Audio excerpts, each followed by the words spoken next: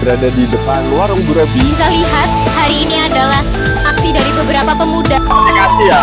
Jadi saya berada di Pasar Gresian. Kita langsung tanyakan aja dengan kebutuhan itu premier ya. Di kantin baru ini, Jadi semua berjalan dengan lancar. Setelah bulan puasa, potensi kepadatan.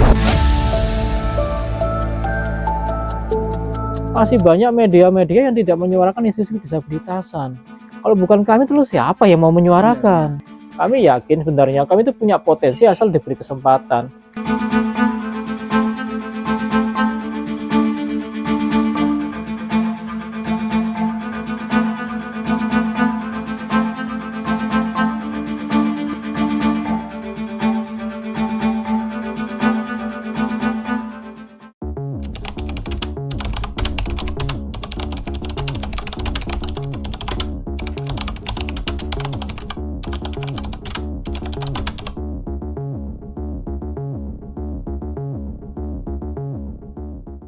Ya, nama saya Tutu Setiawan, Magister Pendidikan.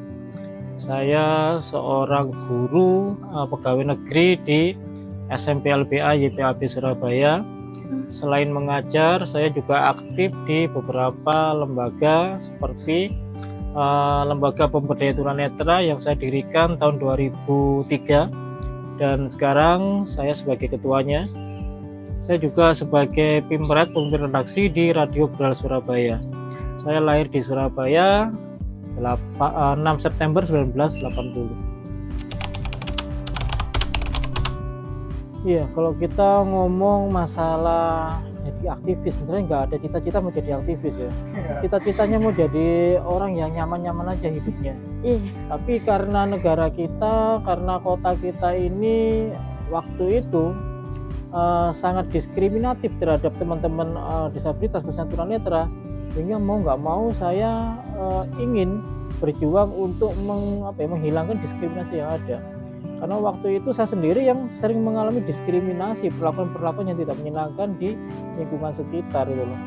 Ketika saya mau mendaftar ke sekolah reguler banyak hambatan, ketika beraktivitas banyak cemoohan, mencari pekerjaan juga sulit.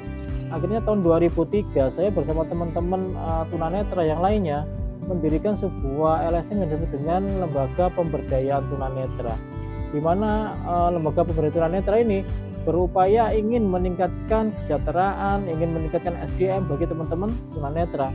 Karena apa? Selama ini masyarakat itu banyak melihat bahwa tunanetra itu SDM yang tunanetra adalah individu yang tidak bisa dianggap di nomor 2 kan gitu loh. Adanya Lembaga Pemberdayaan Tunanetra ini, kami ingin memberikan nilai positif bagi teman-teman disabilitas khususnya tunanetra, sekaligus juga ingin memberikan masukan ke pemerintah sebenarnya. Apa saja sih sebenarnya kebutuhan teman-teman disabilitas, apa sih sebenarnya fasilitas atau layanan yang harus diberikan oleh pemerintah kota sendiri.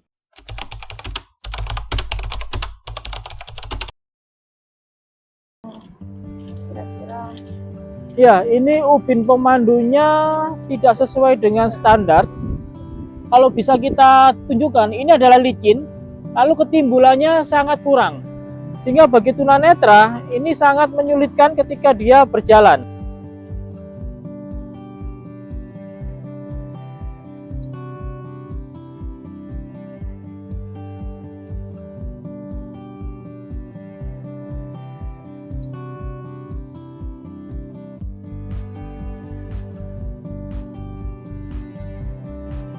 Oke, kita geser ke yang lain mungkin Mas. Nah, selain trotoar, kira-kira Mas itu sudah melakukan survei untuk menyoroti fasilitas publik apalagi?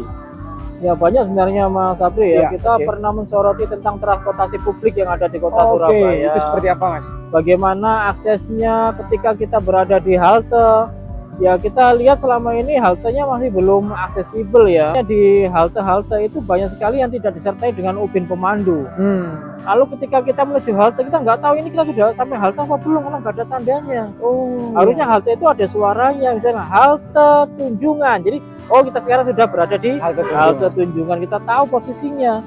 Lalu juga banyak halte itu yang nggak dinaungi dengan atap. Iya, iya. Ketika hujan tunanetra ini yang bingung mau lari kemana. Iya.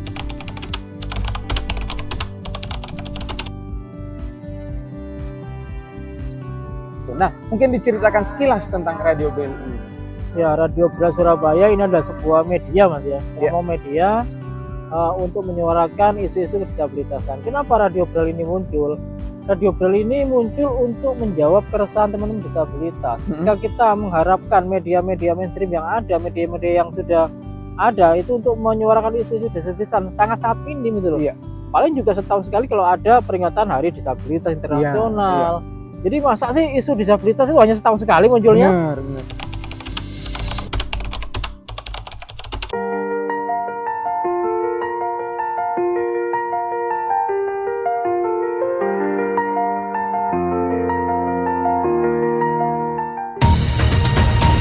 On the News, aktual, faktual, terpercaya.